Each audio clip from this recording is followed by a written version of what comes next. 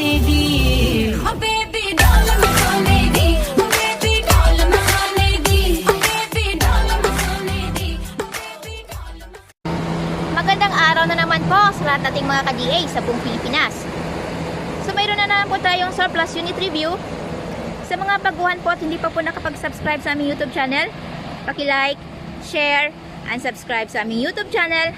At huwag po nating kalimutang pindutin ang bell button para ma-notify po kayo at maging updated sa aming mga latest video updates. So ngayong araw po mayroon po tayong DA64V, o yung mas kilala po natin sa bansag na Suzuki Transformer Van. Ito po yung may front bull bar with carrier din po siya. Ito po yung mayroong 660cc, 12 valves, K6A engine, at yung ating accessories po, upon buyer's request po yun, so add-on lang po tayo. Tingnan po natin yung interior.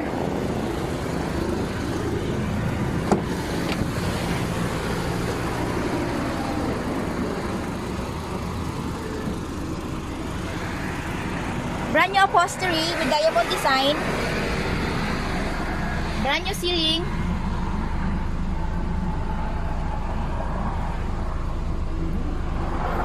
at syempre po yung ating malinis na converted dashboard with LCD touchscreen po siya and back camera. Po yung ating glove box.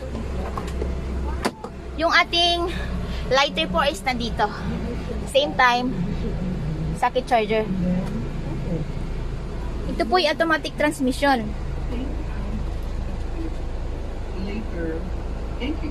Nakikita yung aircon button.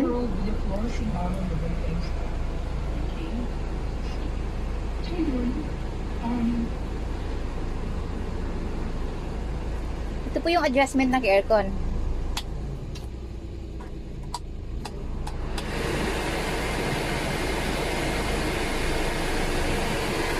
Mayroon din po siyang LCD touchscreen remote, ashtray,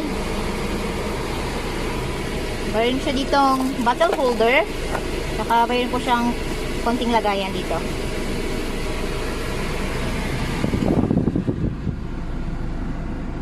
Ito po ay 4x4 automatic transmission. Ito po yung kanyang button ng 4x4.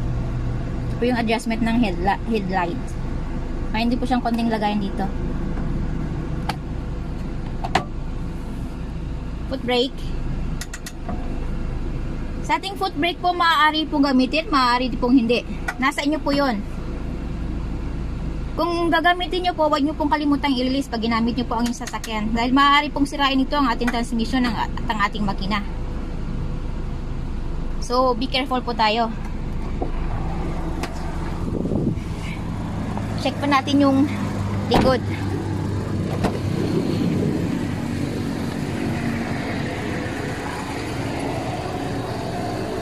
With matting po siya. Yung second row po natin is maaari po natin tupiin. Hihilain lang po natin dito. Then ito po yung child's lock. Lock, unlock.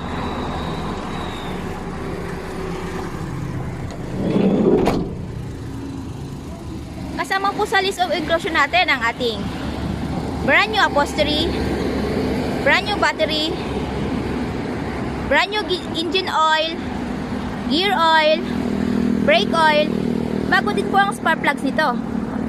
Kasama na din po sa list of inclusion natin ang ating free spare tire, jack at saka wrench. Silipin po natin yung compartment area.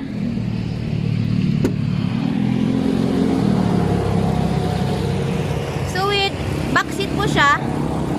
Ito po yung removable box type po.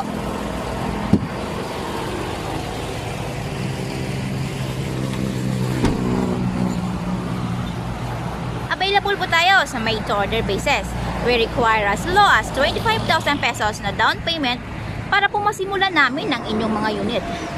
At ang balance, upon unit pulled out.